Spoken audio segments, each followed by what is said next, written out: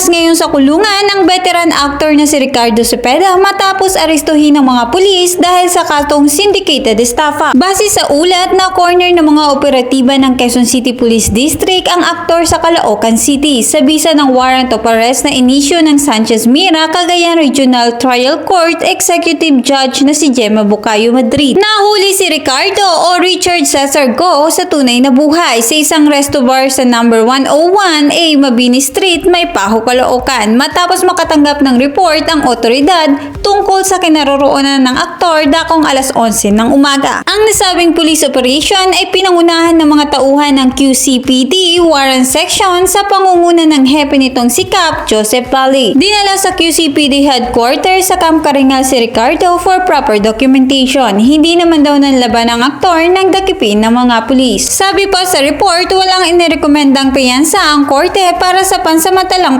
paglaya ng aktor. Hanggang sa ngayon naman ay wala pang inilalabas na official statement ang aktor hinggil sa pagkakadakip sa kanya. So that's all for today mga ka-chika. This is your Project EU. Please like and subscribe. See you at my next chika.